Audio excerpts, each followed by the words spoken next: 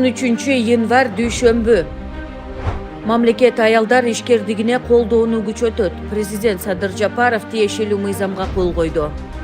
Разаков шаарында 226 миллион сомдук кыш чыгарчу завод ыктыярдуу түрдө мамлекетке кайтарылды. Ошондой эле мамлекетке 60 миллион сомдук консерва цехы кайтарылды. Ысык көлдө 750дөн ашык объектиде саркынды сууларды тазалоочу жайлар жок. Объектилердин ээлерине аларды куруу зарылчылыгы тууралуу эскертүүлөр берилди. Ал эми экологиялык талаптарга жооп бербеген 12 пансионаттын иши убактылуу токтотулду. Президент Садыр Жапаров стандартташтыруу жөнүндө мыйзамга кол койду. Социалдык фонд 2024 жылга мамлекеттик пенсиялык топтоо фондунун каражаттарын инвестициялоонун жыйынтыгы тууралуу маалымат берди. Жалпысынан 15,72 миллиард сом инвестицияланган. Кыргызстан чет элдик жарандарга виза берүүнүн айрым жол жобосун өзгөрттү. Ага ылайык ыкчам кызмат көрсөтүү тарифин тандаган маалда виза 24 сааттын ичинде даярдалат. Адылбек Касымалиев Гонконгдо өтүп жаткан Азия каржы форумунда баяндама жасап, анда Кыргызстанды өнүктүрүүнүн артыкчылыктуу багыттарын белгилеп, чет элдик инвестиция үчүн жагымдуу мүмкүнчүлүктөрдү сунуштады. Бишкекте калган троллейбустар электробус болуп кайра жасалып чыгат. Кулиев көчөсүндө жайгашкан базардын ээсине айып пул салынды. Ал жер участогун 49 жылга ижарага алып, чайхана куруунун ордуна базар куруп салган. Ага жер тилкесин талапка ылайык келтирүү боюнча эскертүү жөнөтүлүп, антпесе ижара келишимин бузуу боюнча комиссиянын кароосуна коюлат деп эскертилди. 14-январь шейшемби. Ат башы районунда таштандыны кайра иштетүүчү ишкана ачылды. Завод желим баштыктарды жана бөтөлкөлөрдү кайра иштетип, кум менен аралаштырып брусчаткаларды чыгарат. Ал эми Баткен районунда этти кайра иштетүүчү жаңы ишкана ачылды. Ведомстволор 2024 жылдын жыйынтыгын чыгарышууда. Алсак улуттук статистикалык комитеттин маалыматы боюнча Кыргызстанда 24 жылы орточо эмгек акы 36 миң сомду түзгөн. Кыргызстандын тышкы соодасынын көлөмү дээрлик 15 миллиард долларды түздү. Экспорт көлөмүнүн өсүшү жана импорт көлөмүнүн төмөндөшү байкалган. Кыргызстан менен Евразия экономикалык биримдигине мүчө өлкөлөрдүн ортосундагы соода жүгүртүүнүн көлөмү 4,5 миллиард долларды түздү. Сооданын эң чоң үлүшү Россия менен Казакстанга туура келет. Министрлер кабинети Кыргыз стройсервис ишканасын Бишкектеги өкмөттүк шаарчаны куруу боюнча башкы подрядчик кылып дайындады. Бишкектеги айланма жол 6 тилкеге чейин кеңейтилет. Жолду куруу жаз айларында башталат. Ошондой эле Лебединовка менен айланма жолду бириктирген ГЭС 5ке чейинки жолду оңдоо пландалууда. Бул жол 4 тилкелүү болот. Суугат жерлерге социалдык объектилерди курууга уруксат берилди. Садыр Жапаров мыйзамга кол койду. Бангладештик студенттерге Бишкекте курьер болуп иштөөгө тыюу салынды. Майдан баштап электр энергиясы 26 тыйынга кымбаттайт. Кыргызстанда 20-январдан баштап мугалимдерге ноутбуктар таратыла баштайт. Мамлекеттик органдар кадрдык документтерди санарип форматка өткөрүүдө. Эми жумушка алуу, бошотуу, отпуска жана башка кадрдык документтер боюнча буйруктар кагазды колдонбостон түзүлөт. Financial Times журналынын тандоосуна ылайык Кыргызстан дүйнөдөгү эң мыкты 50 эс алуучу жерлердин катарына кирди. 15-январь шаршемби.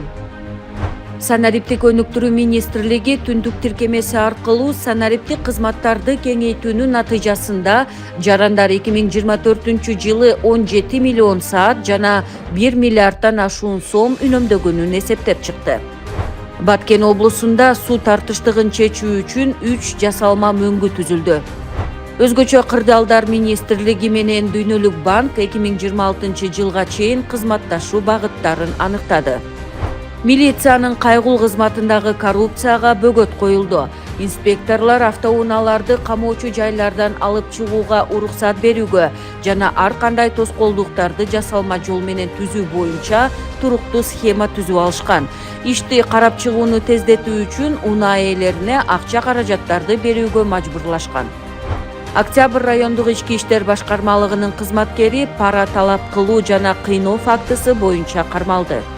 Бишкектеги Чуй проспектиси менен Шопоков көчөлөрүнүн кесилишинде март айында жер астындагы өтмөк жана унаа токтотуучу жай курула баштайт. Бишкектин Алато аянтындагы жаңы жылдык балаты жана жасалгаларды демонтаждоо иштери башталды. Кыргызстан менен Эфиопия борбор калааларынын ортосунда түз аба каттамдарын ачуу маселесин талкуулады. Камчыбек Ташиев көп балалуу үй бүлөгө 3 бөлмөлүү батирдин ачкычын тапшырды. Медер Абакиров тышкы иштер министринин орун басары болуп дайындалды. Кыргыздын белгилүү спортчусу Айсулуу Тыныбекова турмушка чыкты. Үйлөнүү үлпөт той Бишкектеги тойканалардын биринде өттү. 16 январь бейшемби. Маркалоо системасы ишке киргенден бери мамлекеттик салык кызматы 188 000 тонна бензин жана дизель майын маркировкалаган. Polaris курорттук комплексин курууга жана башкарууга инвесторлор арасында сынак жарыяланды. Ысык көлдөгү Евразия эс алуу борборуна таандык жер тилкеси мамлекетке өттү. Камчыбек Ташиев жогорку билим берүү системасынын кызматкерлери менен кеңешме өткөрдү. Ысык Ата жана Өзгөн райондорунун акимчиликтерине жана айыл өкмөттөрүнө 25 унаанын ачкычы тапшырылды. Алато аянтындагы Манас эстелигинин постаментин реконструкциялоо иштери башталды. Бишкек мэриясы бардык мамлекеттик мекемелердин жанында акы төлөнүүчү унаа токтотуучу жайларды уюштурууну ойлонуп жатат. Кыргызстанда унааларды кайра каттоонун онлайн кызматы иштей баштады. Өткөн жылы Кыргызстандын жарандыгын алуу үчүн 23 000ден ашуун адам кайрылган. Кыргыз бийлиги 1 000ден ашпаган адамга жарандык берген. Уюштуруу комитети 6-чы дүйнөлүк көчмөндөр оюндарына даярдык көрүү иштерин баштады. 17 январь жума.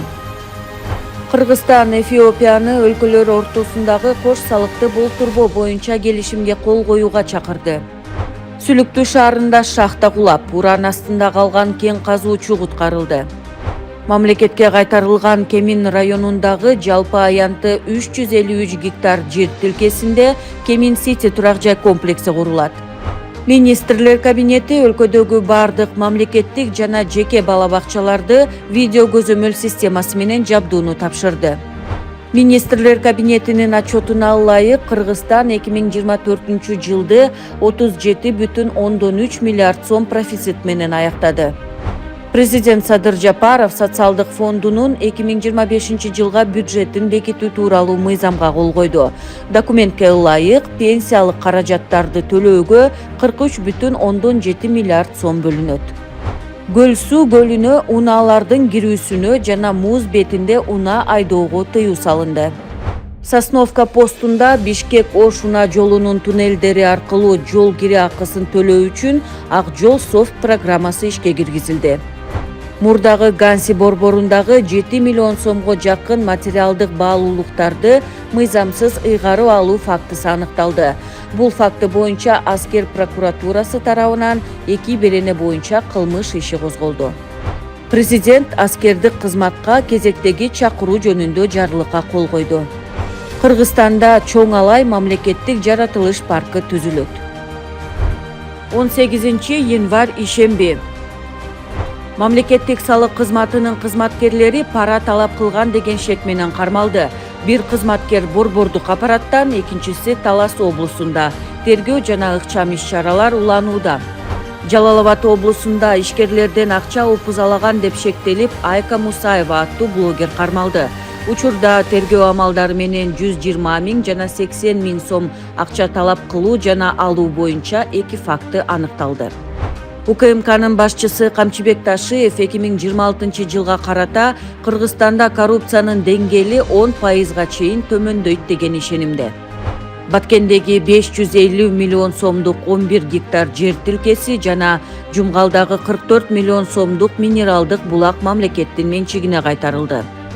Министрлер кабинетинин жетекчисинин орун басары Бакыт Төрөбаев жергиликтүү бийликке жерди суугаруу үчүн жасалма мөңгүлөрдү түзүүнү тапшырды.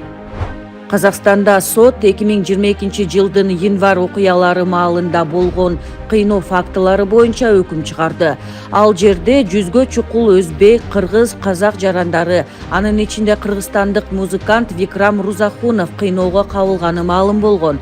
Сот 6 полиция кызматкерлерин кыйноо көрсөткөн деп таап, ар бирин 3 жылдан эркинен ажыратты.